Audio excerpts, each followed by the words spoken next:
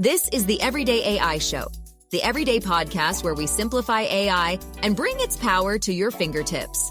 Listen daily for practical advice to boost your career, business, and everyday life.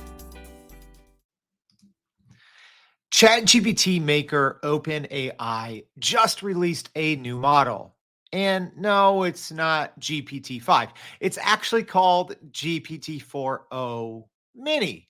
But don't think small, because I think this is actually going to make a huge difference. Not just on the surface, because it looks like just a light version of OpenAI's latest model, but it's more than that. There's a lot more beneath the surface from a competitive standpoint. And I think this is going to greatly impact how we work, not just in a mini way. So we're going to be going over that, doing some live testing, and a lot more here on Everyday AI. What's going on, y'all? My name's Jordan Wilson, and Everyday AI, it's for you. It's a daily live stream podcast and free daily newsletter, helping us all learn and leverage generative AI. And this is, whether you know it or not, you are going to be leveraging GPT-4o Mini a lot in the very near future, even if you don't know it. All right. So if you haven't already, this is one of those. You got to make sure you go to youreverydayai.com, sign up for the free daily newsletter. Check out your show notes. If you're listening on the podcast, we always keep all that information in there to quickly get the newsletter that goes along with today's episode, as well as if you want to reach out, connect with me on LinkedIn, send an email, whatever you want to do.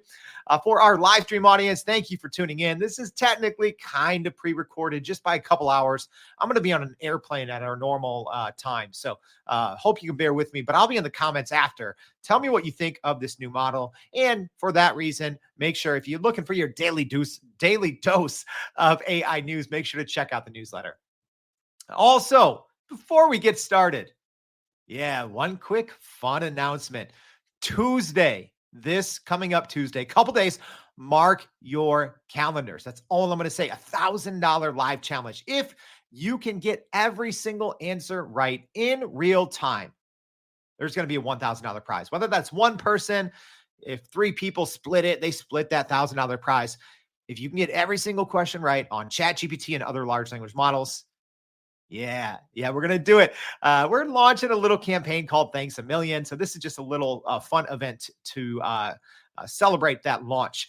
So make sure Tuesday, July 23rd, if you're normally a podcast listener, Tuesday, July 23rd, 7:30 a.m. Central Standard Time. We'll have the link in the show notes as well. Enough with that. Let's get into the new model. So OpenAI just hours ago released their newest model called GPT-4o Mini. So this is technically a quote unquote mini or lightweight version of their most powerful, and I would say, well, not me, all tests, all benchmarks say the world's most powerful large language model right now is GPT-4o. So this is the light version, right? The featherweight, right? The cheaper and more flexible and faster version of the world's most powerful model. So there are so many business use cases and so many ways that we're going to be using this in the near future. All right, so we're going to be going over all of that. But also, another shout out to the newsletter. This didn't come as a surprise to me, or if you listen to this podcast and read our newsletter every day. I literally told you Monday about this model, GPT Mini, going to be coming soon. So make sure you read the newsletter. A lot of times, y'all, I'm a former journalist. I spend so much time researching each and every episode, even just this episode right now. Spent about 2.5, 3 hours reading everything, testing the model out to bring you the latest, the greatest, and the truth. The realest thing in artificial intelligence, I'd say. This show's unedited, unscripted. All right, so let's talk about first big picture. Let's zoom out and talk about what this means. Well, there's a lot of business use case, which we're going to get into, but I even want to talk about in the competitive landscape, right? Because things have changed a lot over the last couple of months. I would say notably, Anthropic has been making some power moves. So Anthropic just released their Claude 3.5 Sonnet. Okay. So Claude has 3 flavors: the smallest and fastest and cheapest, Haiku, the middle version, Sonnet, and the most powerful version, Opus. Well, that was until they released 3.5 middle model, Sonnet. So they don't have 3.5 for the small one, and they don't have 3.5 for the big one. And we gave you a lot of in-depth insights in our newsletter on why. That's why you got to read it. All right. So, anyways, also, we saw Google just also recently come out with their 1.5 Flash. So, again, a small version. So, and we've been talking about this on the show as well. I've been saying for a long time the future of large language models is smaller models. And it seems like everyone else has been playing there, right? Anthropic has been playing there, right? With Haiku specifically. That's their small, fast model. They just announced last week that you are also now able to fine tune that model on AWS, Amazon Web Services, right? So a lot of flexibility being able to fine tune a model like that. We're going to go into more what that means. Don't worry. But also the same thing with Google 1.5 Flash just announced, I believe, early. I think it was late June, early July. So very recently in the last couple of weeks. Everyone else has been making this shift toward small models. OpenAI hasn't until today. So people are only talking about the mini part, right? They're only talking about, oh, this is just a smaller version. This is a crappier version of GPT-4o, which a lot of people, I don't understand it, right? If you're a model geek like me, you might appreciate this. Everyone else, you might not, but everyone's making these complaints. Oh, GPT-4o is worse than the previous version, GPT-4 Turbo. No, it's not. I think people have this unrealistic expectation, right? Like when you get something set up for like GPT-4 Turbo, and then you try to use it exactly as is in GPT-4o, and it might not work as well. Well, for a reason, right? You have to re-engineer whatever you built, right?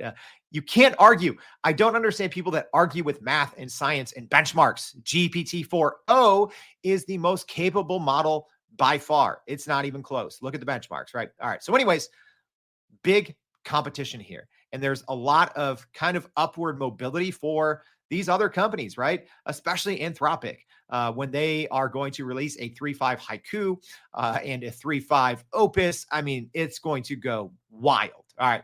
So I'm going to try to keep my dorkiness at bay here, but this is why this is ultimately important. All right. So I have a screenshot for our podcast audience. So shout out Tom Keldenik on the Twitter machine here. He kind of broke all this down for us to look at the pricing, because this is ultimately what it comes down to. This isn't just a small version, a faster version of GPT-4o.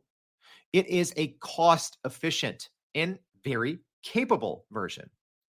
So up until recently, it was Claude Haiku that had the kind of most affordable in terms of power.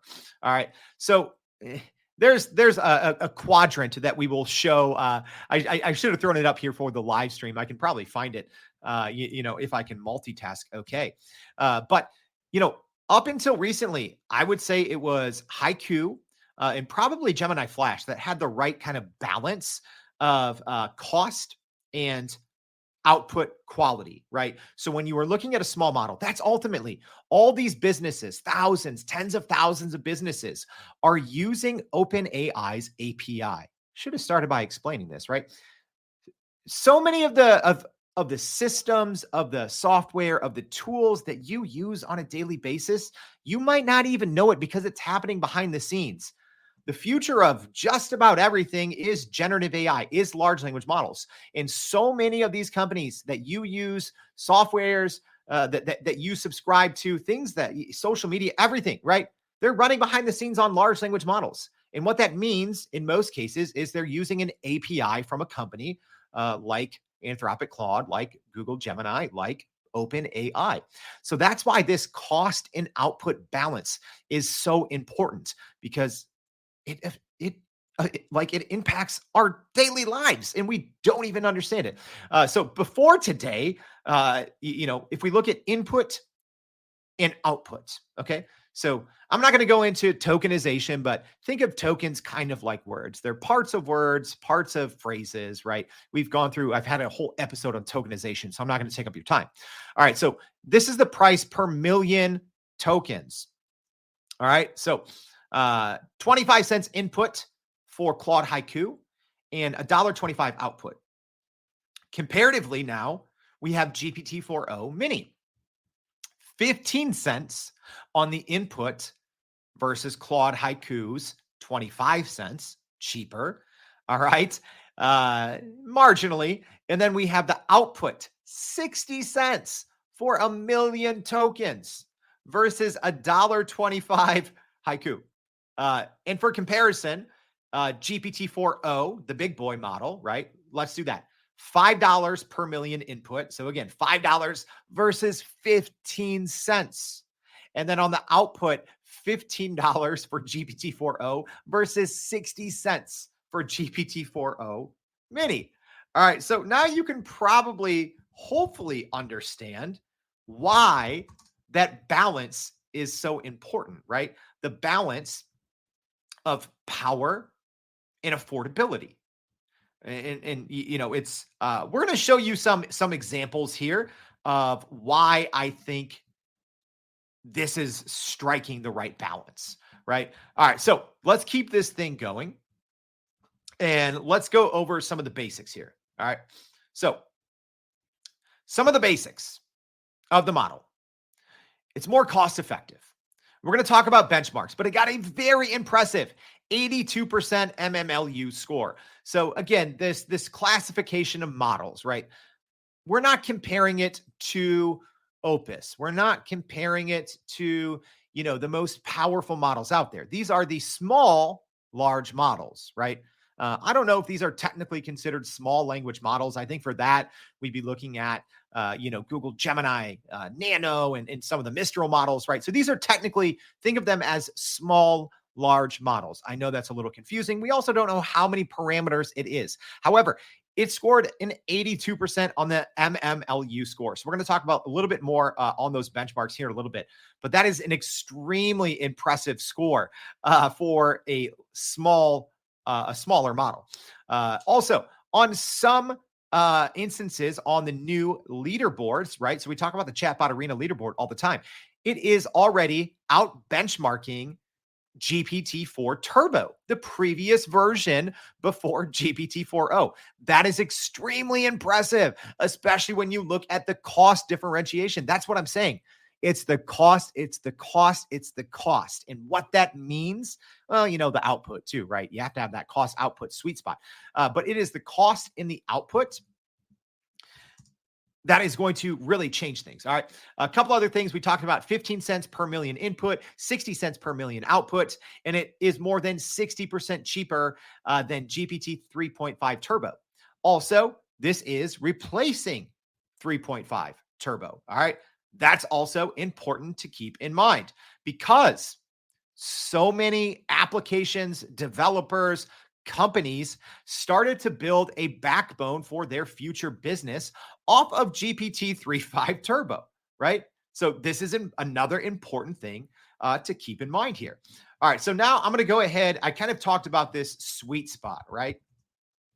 So I'm going to go ahead now for our live stream audience. I'm going to go ahead and share my screen. I'll try for our podcast audience to describe this the best I can. Okay, so this is essentially, you know, you have your x-axis, your y-axis, a little quadrant, right? So price, the more expensive is on the right, and then quality is down.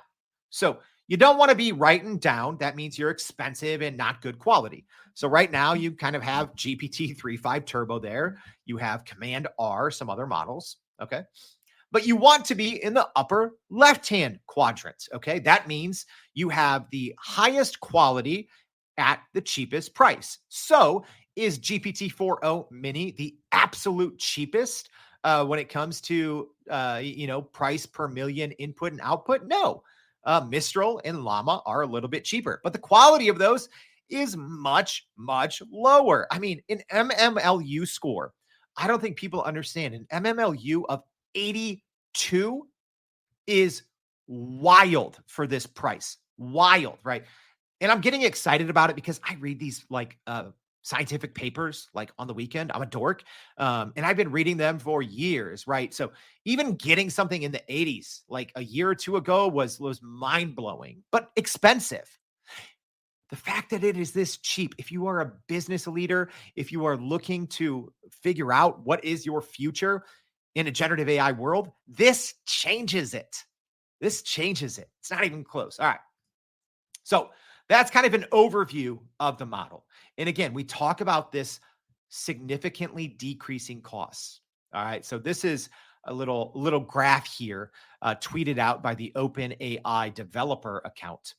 And it just shows a downward step in the price over time, right? The fact that in March of 2023, so about what, 15 months ago, it was $2 for a million tokens. Now it's 24 cents. That's a blend right there. Just FYI. That's a blend of input output. Going from $2 per million tokens to 24 cents, right? It's a 90% reduction. And the quality is astronomically better. Things are getting cheaper and they are getting better, but faster than anyone ever could have predicted, right? The very famous interview with Bill Gates and Sam Altman on Bill Gates' podcast, that was one of the biggest takeaways, was they were both flabbergasted by how fast the development has come and how much cheaper essentially all these models are, because it is cheaper to train them as well, right? That's another piece of the puzzle, right? When we talk about, chip makers, GPU makers like NVIDIA, they're becoming more and more efficient and in turn more and more affordable, which drives everyone's costs down. All right. Let's keep this thing going. Let's talk about some capabilities and features of the new GPT-4o model. All right. So it does support text and vision in the API. It's also important to note, this is accessible on the front end of ChatGPT. I'm going to show you all of that here in a minute. So this is accessible via the front end of ChatGPT. If you log into your ChatGPT account, you can use it. I don't think there's a lot of use cases if you're using it on the front end. There's a couple that we'll talk about, but for the most part, if you're just logging into ChatGPT, and using this as a front end user, you're probably not going to be using this new model a lot. However, if you are a developer, if you're working on the back end, GPT-4o Mini is your new best friend. It is amazing. It is going to change the way that you can do business, right? Because essentially, and this is just an explanation, if you are a beginner here, like myself, I'm kind of a beginner, but I'm kind of not. But for the everyday person, like, why is Jordan talking so much about the cost and the training and all of this? Well, again, like I said, this is going to change how almost all companies online, everyone's AI enabled, right? Go on anything, everything, on the TV, everything's AI. Guess what? They're all going to be paying significantly less now, which ups the competition in the marketplace. But also, in theory, for consumers, we can start demanding lower prices, or there will be competitors that come up that can provide better quality at lower prices, right? If the quote unquote power, or if the cost of electricity goes down by 90% and you're in the business of using electricity, guess what? That changes your business. All right. So it does support text and vision in the API and in the chat interface. So it features support for text, images, and coming soon, video, audio inputs and outputs. More on that in a bit. Context window in the API, not in the chat interface, is 128,000 tokens. All right.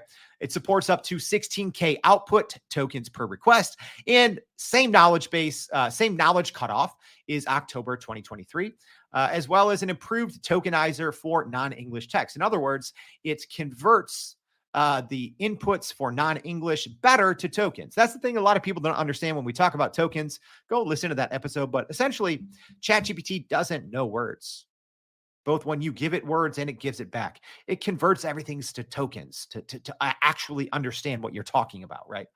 So the tokenization in other languages is very important. All right, last but not least here in our bullet points, benchmarks and performance. So let's just go straight into the chart for this one.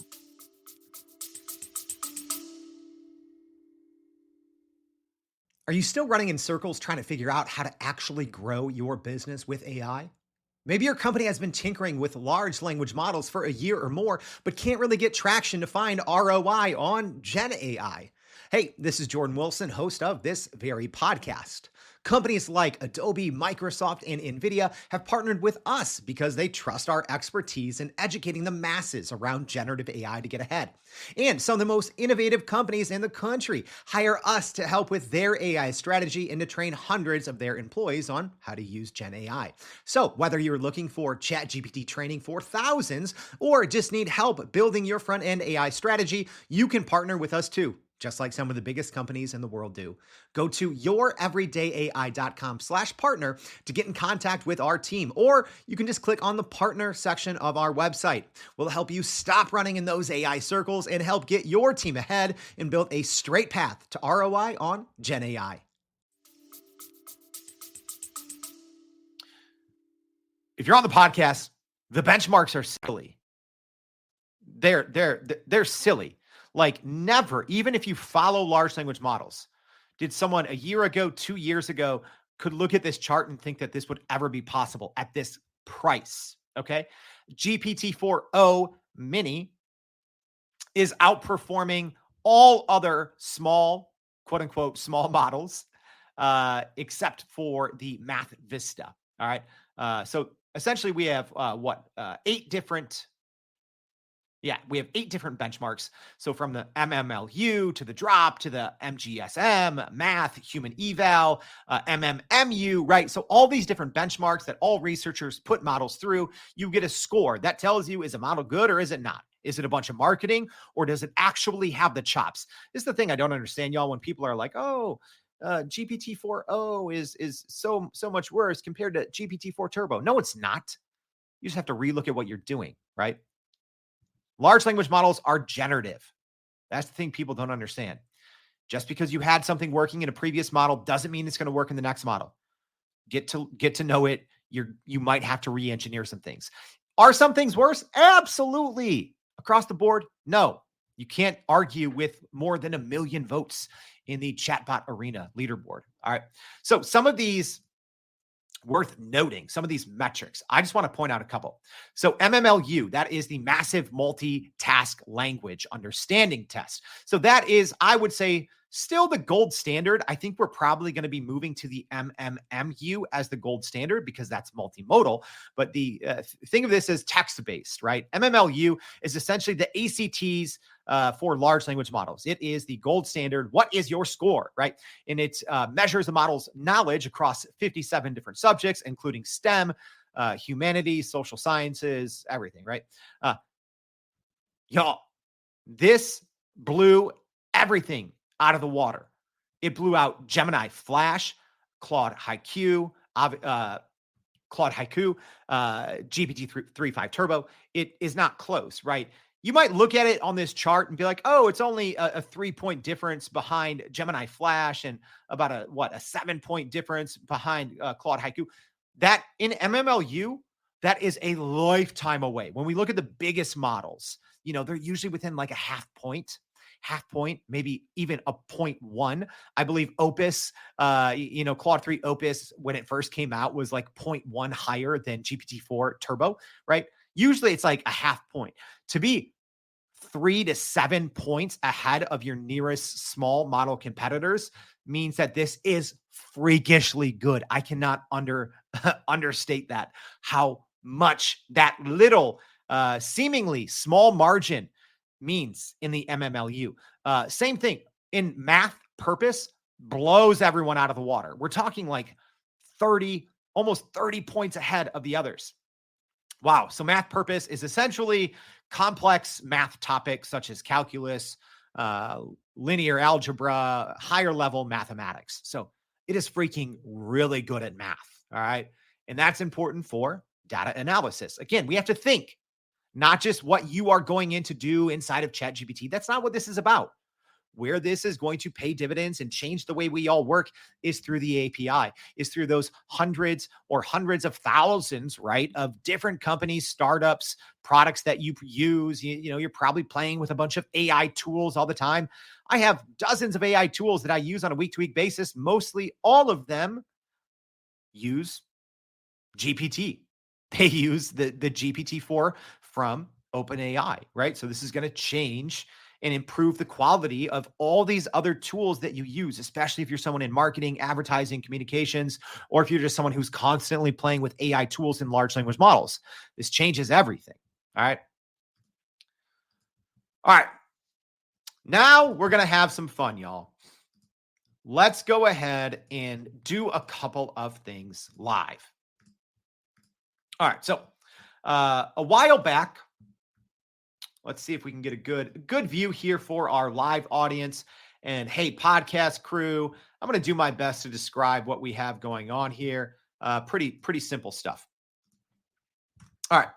So about a month or so ago, when Claude 3 Opus, Claude 3.5 Sonnet came out, we did some comparisons. We just did some live prompts and we compared the output. Some of them were deterministic, right? There's a right answer. There is a wrong answer. Some of them required us to make a call. All right. So now what I'm doing, I am in the OpenAI Playground. Okay. So what that means is kind of the back end. If you build something, all developers who are using the API, this is where they go.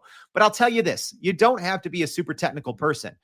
You can get a free account. You can go in there and just play in the playground. It's a great way to learn. If you want to become better at prompt engineering, if you want to become better at understanding models, do this inside of the playground. Anyways, so I'm comparing two different models side by side at the same time. So we're going to be asking some questions that have a simple yes and no answer. Is it right or is it wrong? And then we're probably going to be doing some that require a little bit of let's use our brains. Okay. So again, I did this previously between Claude 3.5 Opus and GPT-4o. So now we're going GPT-4o on the left, GPT-4o Mini on the right, doing the same prompts. We're going to be looking at speed. We're going to be looking at quality, and we're going to be looking at, in some cases, a little bit of reasoning and logic. All right. So the first one, again, if you've tuned into the show, we've done these a couple of times. We're not changing the system prompts. We're leaving everything as is. So out of the box, here we go. The first one. I just woke up today with 6 apples and 3 bananas. Yesterday, I ate yesterday I ate a banana and 2 apples. This morning, I will eat 1 apple and no bananas. However, I don't really like apples, and 1 banana may turn brown tomorrow. Assuming nothing else changes, how many apples and bananas will I have tonight? All right, we're going to hit run, and we're going to see who finishes first, and do they both get it right? Wow, okay. So GPT-4o Mini was faster there. Pretty impressive. All right, and let's see if they got it. Who got it right and who got it wrong? Interestingly enough, GPT-4o got it right. O Mini got it wrong. There we go. We already have one use case. This is one, I've seen similar ones like this. I kind of made it up, or modified something similar that I had already seen. So it looks like, let's see where GPT-4o Mini kind of got tripped up. So it got tripped up on something that I put in there to trip models up. I test models all the time. Yeah, I told you guys, I'm a geek. All right, so I put something in there about eating the fruit yesterday. But guess what? I started it off by saying, I just woke up today with 6 apples and 3 bananas. So whatever I talk about yesterday is irrelevant. So GPT-4o Mini did not understand that. GPT-4o got it right. The correct answer is 5 apples and 3 bananas. And GPT-4o Mini said 3 apples and 2 bananas. So it got tripped up by yesterday. Hey, if I give you today, yesterday doesn't matter. All right. Let's do another one. Kind of a tricky one. We're going to, I think for the most part, I'm always going to refresh. Well, actually I'm not. It's going to take too long because we're not going to be worried about the context here. All right. The next one here. I'm saying if it takes 3 hours to dry 10 t-shirts in the sun, how long will it take to dry 30 t-shirts in the sun? All right, so let's go ahead, click run. This should be a quick one. All right, so this one, GPT-4o was faster. O Mini was slower. So the opposite. Last time O Mini was faster. All right, the correct answer should be 3 hours.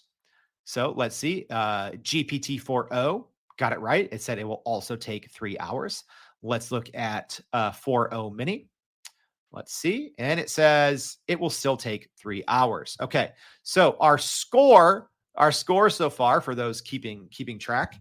So we're going to do fast and we're going to do right and wrong.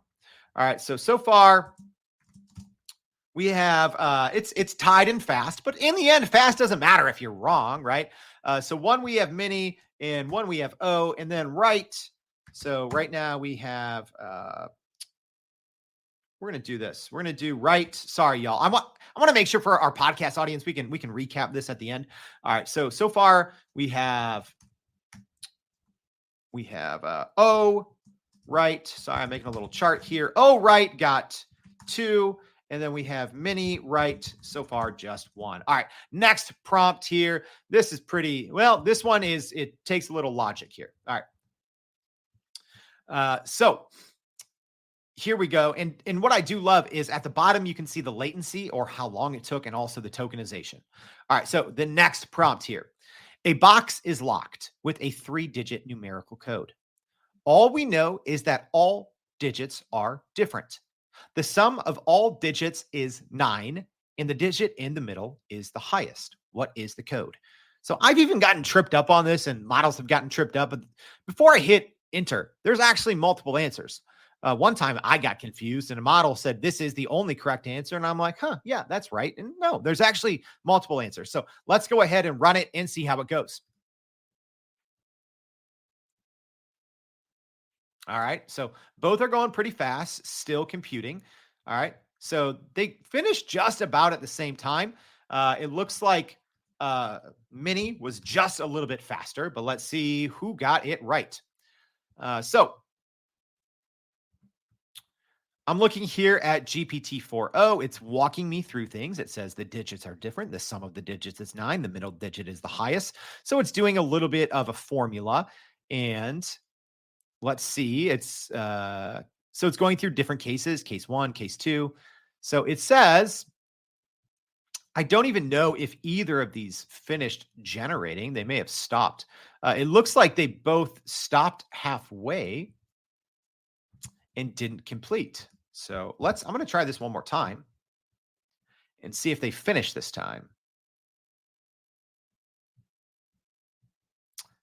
Okay.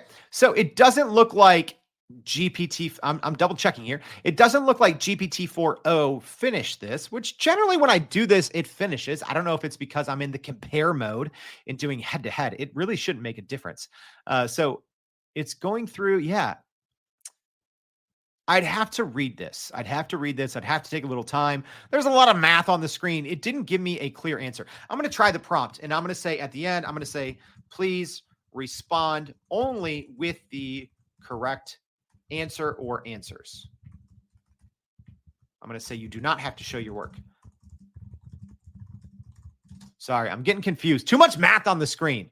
It's late. All right, here we go. That worked a little better. So neither of them got it right. We'll just say both. Okay, so neither got it right. So GPT-4o said the code is 273. Middle digit is the highest. However, those do not add up to 9 when combined. And GPT-4o Mini said the code is 147. Also do not add up. So they both got that one wrong. All right. We're going to do just one more test. Maybe we'll do 2 more. So I'm going to do one. I'm going to say, please let me get the this other prompt that I had ready to go here. So this one is about kind of starting a company. All right. So let's go ahead. And here it is. I did this before. This one's a little longer. So I'm going to click run while they go, and I'll look at the latency because this one's a little longer. Okay, so what I'm saying here is create a new company and brand for a future smart home device. This will solve a problem that does not currently exist. To start, come up with the company's name and its first flagship product. Give the product a new branding campaign, go-to-market strategy, tagline, and rationale for why it'll work. Respond in a succinct way, keeping responses to short bullet points, but with ultra-specific facts. All right, so from a speed standpoint, it looks like GPT-4o was slightly faster, but not by a lot. All right. And there is no right or wrong here. This is subjective. So I'm not going to read the whole thing. So let's just see the takeaway here with what GPT-4o came with. It came up with Verity Solutions. The flagship product was Nomezy. Not sure what that is. It's eliminating the complexity and stress associated with managing and memorizing the various names and access code for different smart devices in a home. All right. Okay. I see that. Let's see. The branding campaign is smooth. Management starts here. I got some social media campaigns, simple go-to-market strategy in good multiple phases. Good. The tagline is Nomezy simple. Okay. Not the best, but not terrible, right? Again, how I wanted the output, right? I said keep it succinct, give it to me bullet points. So I think this is where, in theory, GPT-4o may have shined over GPT-4o Mini. Anyways, let's look at GPT-4o Mini, what it came up with. So it is home Vigil, and the flagship product is Lifeguard. So again, I'm asking it to solve a problem that does currently not exist in a future smart home device. All right. So GPT-4o Mini came up with Home Vigil company name. The flagship product is Lifeguard.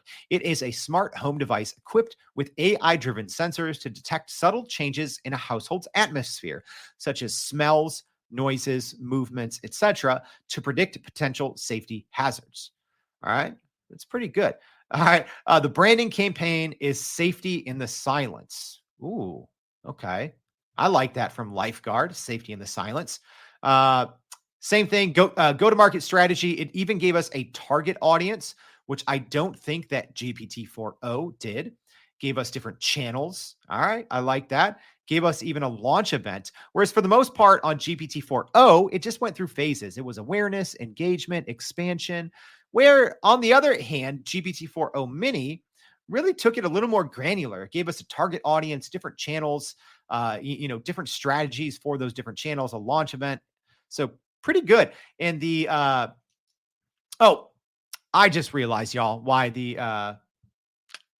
we didn't get the full from the code one. It's because I think I have a cutoff here. That's probably what it was. That's probably what it was. All right. So anyways, I think for this test, I would say GPT-4o Mini won this one. All right. So I'm cranking back up the maximum tokens. I feel I didn't give a fair shake. I kept wondering, I'm like, why is this cutting off when we are asking about the locks? So we're going to do that one more time. But however, I'm giving that one, if I'm being honest, I'm giving that one to Mini. I didn't expect Mini to win in something that, I'm not saying this involved logic and reasoning, but it was much better, right? GPT-4o gave me something kind of complicated. Again, large language models are generative. I'm pretty confident if I did that 100 times, GPT-4o would win out against Mini, but that just shows Mini is capable. If you don't think it is, that just shows to me, that shows me it's capable. All right. I'm going to run this code one more time. That's why it was cutting off. I forgot. I had that setting on there. You can restrict how long the output is so you don't accidentally spend way too much money, right? Because you're paying for the tokens, but they're pretty cheap. All right. So, wow. Okay. A lot here from GPT-4o Mini, and we still just have more math code problems. So here we go from... Okay, so we got multiple correct answers from GPT-4o when we reran this. So essentially it needed more memory. That's all it is. It couldn't do it with the limited tokens. It actually wasn't done. I cut it off early. GPT-4o got multiple correct answers. 153, that's correct. Middle digits highest adds up to 9. 163 is not correct. That adds up to 10. So it did get one correct variation, 153. All right, so let's go ahead and look at GPT-4o Mini. So it says one valid code is 243. That's correct. So that adds up to 9. So it didn't give me any wrong answers, GPT-4o Mini. GPT-4o gave me one wrong. There's actually a lot more correct answers. And GPT-4o one time gave me a list of like, I don't know, like 15 correct answers. So in this case, actually, GPT-4o Mini got it a little more right because it didn't give me a wrong answer. I'll give that one like a half. It didn't give me any wrong answers. It only gave me one correct answer, whereas GPT-4o gave me a correct answer and an incorrect answer. All right, let's do one more. And this is our last one. This isn't supposed to just be a live head-to-head comparison, but I wanted everyone to be able to get at least a good understanding of this. So for this one, here's what we're going to do. We're going to test the vision capabilities. So I just dropped a photo. I took this on the road in Chicago. All right. And I'm putting in a prompt. So this one, I am pretty curious which one's going to finish first. So I'm saying, please identify where this picture is located, what direction the photo is facing, and every other detail that you can make out. All right. So I'm going to go ahead for our live stream audience. I'm going to throw this up on the screen big so you can look at it. I'm telling you, I got the perfect photo to use for this because it shows like, I don't know, 20 cars, but you can't even see any license plates. So it's not like I'm even putting anyone's, personal data out there. I was kind of happy about that one. However, the correct answer is we're on 9094 heading southeast.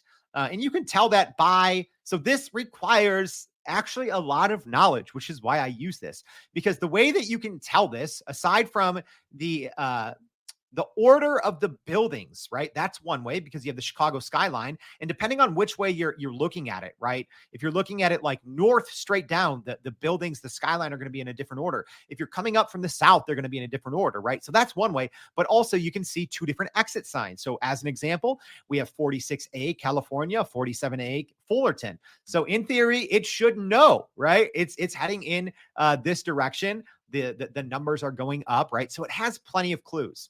All right, so let's jump in. Let's run this live and see how each model does. Let's go. All right, so put the prompt in.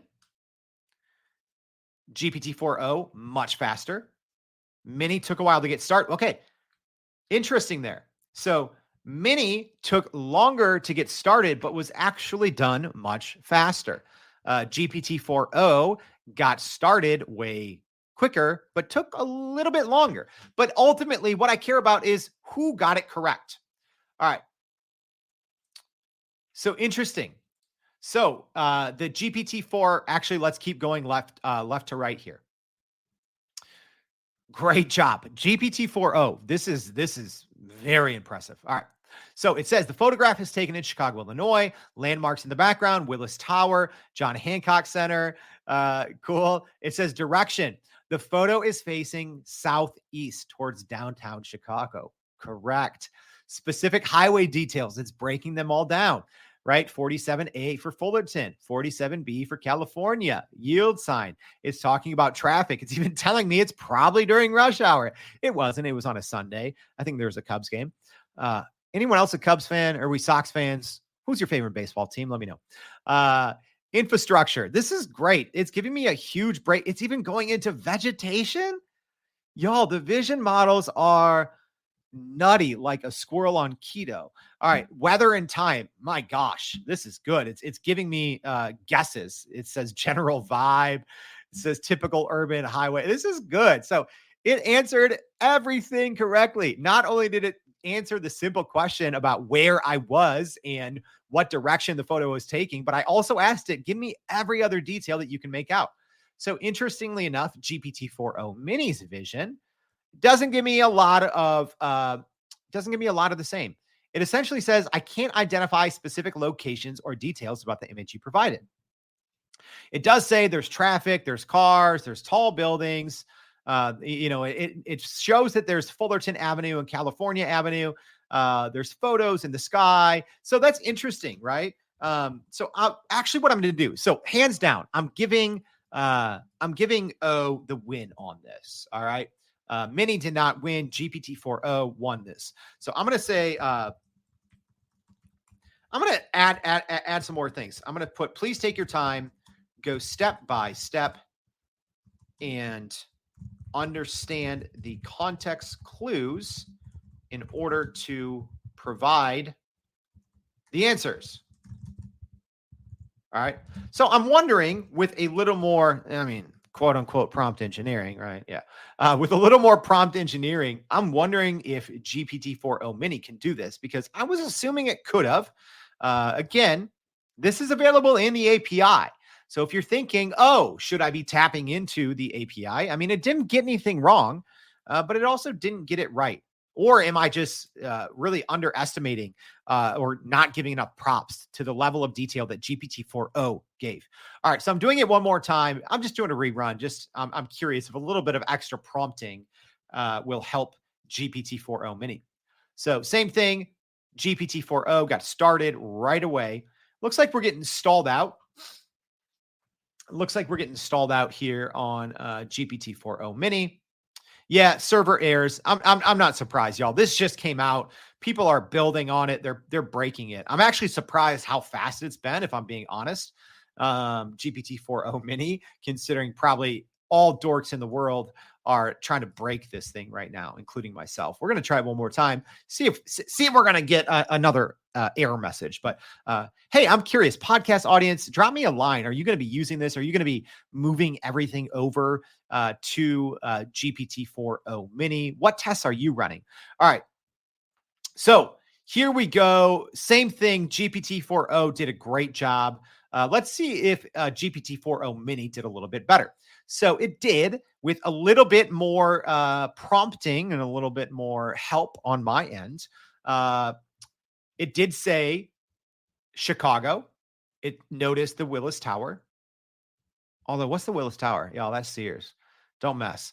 Now it's giving me more information: traffic situation, road signs, direction. So let's see if it got the direction. The direction the photo is facing appears to be toward the city skyline, suggesting the photographer is moving toward the downtown Chicago. Okay, correct. It didn't get it. So I'm going to try one more time. Again, we're giving the win on this one to GPT-4o. I'm going to say, given all of those context clues, what direction is the photographer facing? All right. GPT-4 already got this right. I'm just wondering if we can squeeze the right answer out of GPT-4o Mini. Gosh, I mean, GPT-4o, super impressive. All right, let's see. So it said, given the context clues, particularly the presence of the Chicago skyline in the background, the photographer is facing east toward downtown. Yeah, it's east, it's southeast, but got it right. So with better, that also goes to show, number one, understanding generative AI. It's a roll of the dice. You're going to get something different if you go in there with a weak prompt. I went in there with a weak prompt. The point of this wasn't prompt engineering, but when I followed it up with a little bit better prompt and I followed it up with a secondary, when I prompted iteratively or just followed it up with, hey, now let's try it again in this way, it eventually got it right. All right. So that wraps up our live look. Now I'm going to quickly go over what no one is talking about. I know this is a longer one, but I cannot underestimate the importance. So a couple things. If you are on a free account, it's actually hard to access this, right? On the front end of ChatGPT, they actually changed it. So previously you had a traditional model switcher. Now all you have is, and this is brand new as of today, I believe. Now you just have ChatGPT, which is, if you're on the free plan, that's what you're on. And then it says ChatGPT Plus. So I forgot my other slide here. But essentially, you can still access. Let me go ahead and share my screen here and show you. So you can still access the updated version here. So what you have to do, first you have to prompt, right? And then after you prompt, then you get the new model selector. So if you actually want to try out GPT-4 Mini and you are on a free plan, you can't select it on the normal drop down. You have to first do a prompt, and then there is a model switcher right underneath ChatGPT's response, and then you can do ChatGPT Mini, GPT-4o Mini. So now I'm on Mini, and it's obviously asking me, is this better, the same, or worse? All right. I'm not here to train you right now. model. I'm in the middle of a podcast. All right. So, number one thing you need to know, it's a little hard to access for free users on the front end of ChatGPT, which I think a lot of people are. So that's why I wanted to throw this out there. This is everyday AI for everyday people, right? Number two, something people aren't talking about. What does this mean for the future of Apple's plans, right? Because number one, people aren't talking about this fact either. Apple is actually, they built their own large language model. They didn't even mention it by name. Man, I feel bad for all those software developers at Apple during Apple's WWDC in June. They didn't even mention their own large language model by name. They didn't even really explicitly, in the keynote at least, I'm talking about in the keynote, they didn't even explicitly decipher that, yes, when we're doing all of this Apple intelligence, quote unquote, that there's actually two different models. We have our own Apple on-device edge AI model running essentially all the queries that just have to do with the information on your device. And for most everything else, you're going to be prompted to use GPT-4. I believe GPT-4o, right?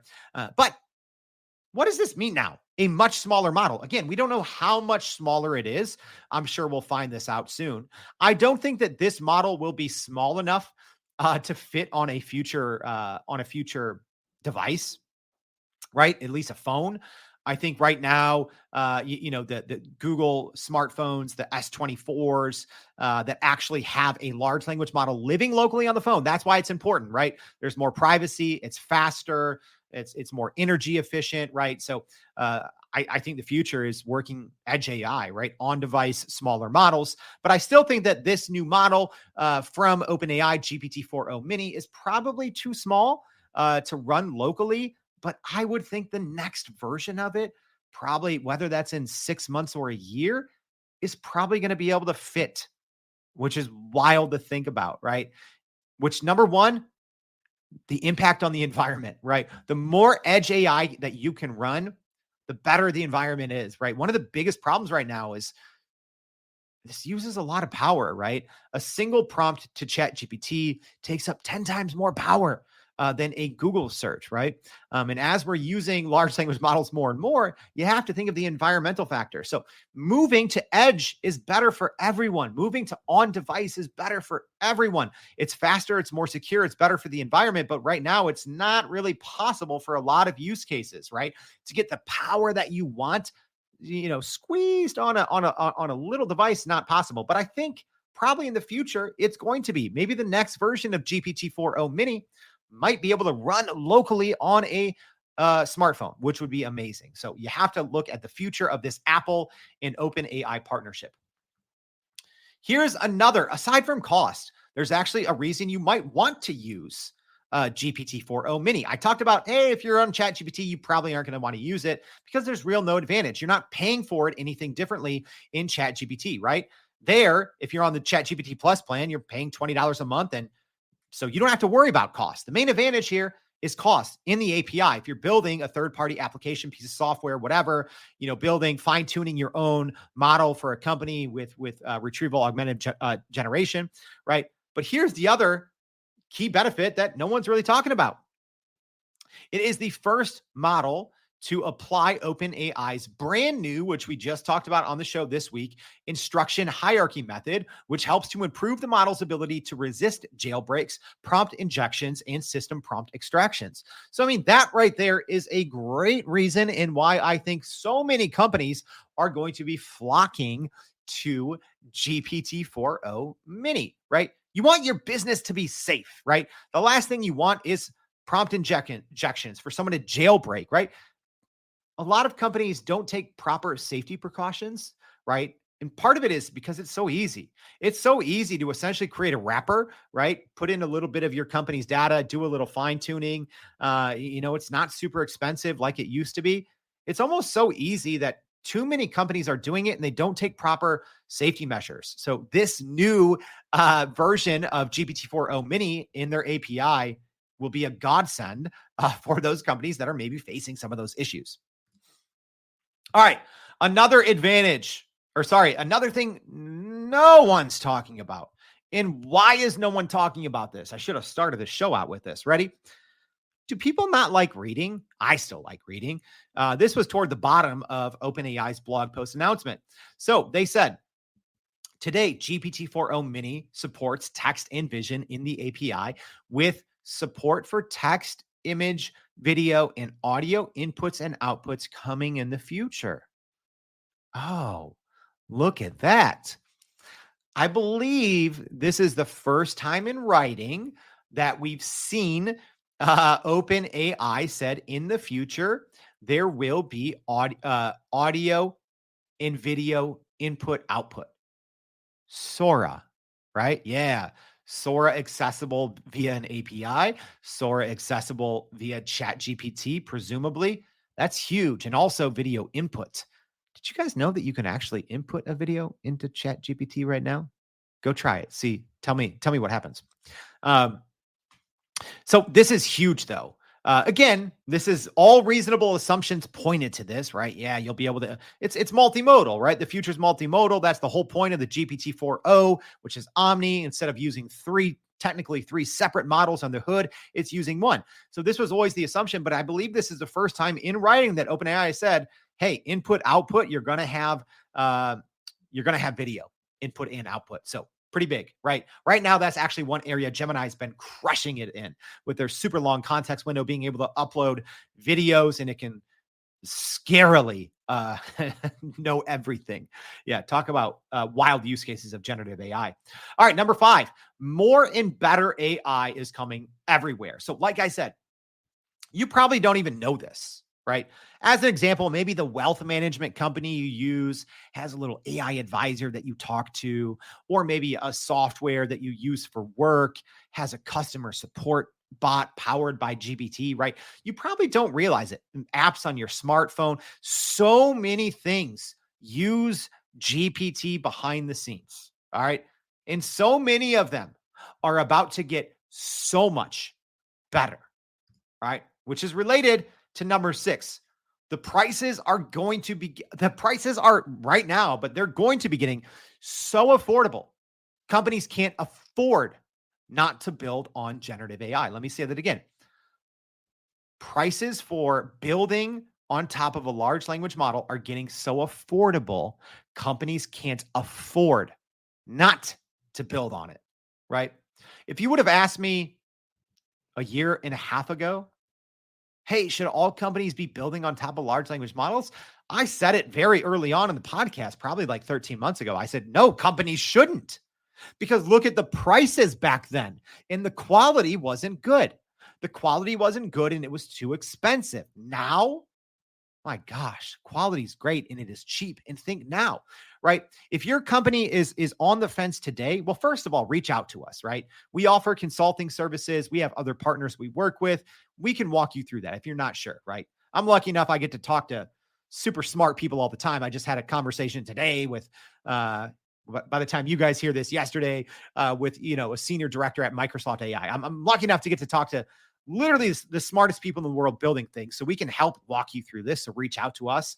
I have my email, my LinkedIn in the podcast, and you guys know how to get me here on the live stream. But companies need to be building. If you haven't made that decision now, look at this visual on the screen, this step down in price, right? And then think of the increase in quality. You need to be thinking now. Okay. You have to be thinking. So it's getting it right now where you need, and this is going to sound bad, but you need to start comparing the costs to train, deploy, and upkeep a model versus the cost of humans, because it's going to be lopsided soon. It's going to be lopsided, right? That's why I think everyone is going to be working. Not everyone, but so many people are going to be quote unquote working in AI, right?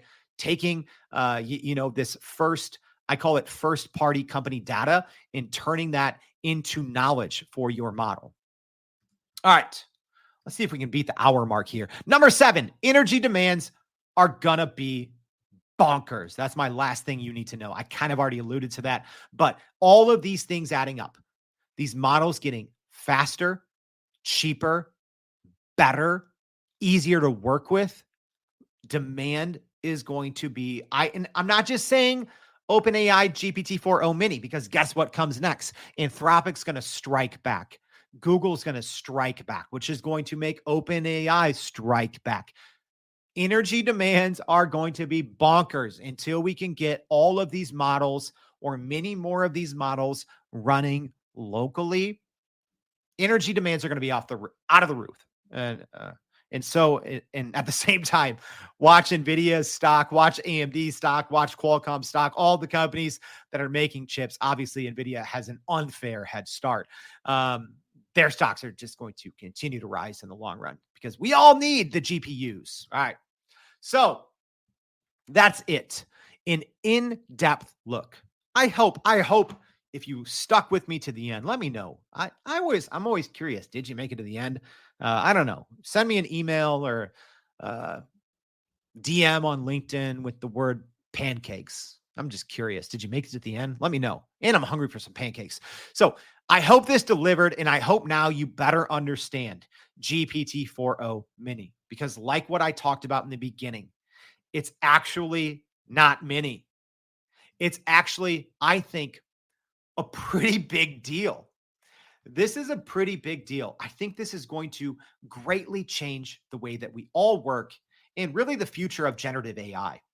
All right. Thanks for tuning in, y'all. If this was helpful, please consider reposting this. Leave us a rating if you're listening on Spotify or Apple. Appreciate the support.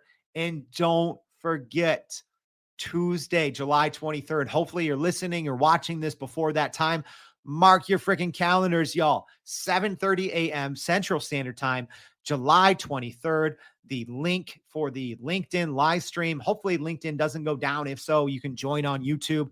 You got to get your question. You got to get your answers in live. All right. $1,000 to anyone who gets a perfect score. If no one gets a perfect score, no one gets the money. So there's going to be some easy questions. There's going to be some trick questions. But if you are an avid listener of the Everyday AI Show, you probably have a decent chance that you're going to get most of these right. You got to be quick, but you got to be there. So please join us and make sure to go to youreverydayai.com. Sign up for the free daily newsletter. Thanks for tuning in. Can't wait to see you next week and every day for more Everyday AI. Thanks, y'all. And that's a wrap for today's edition of Everyday AI. Thanks for joining us. If you enjoyed this episode, please subscribe and leave us a rating. It helps keep us going.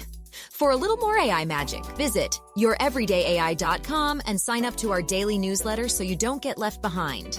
Go break some barriers, and we'll see you next time.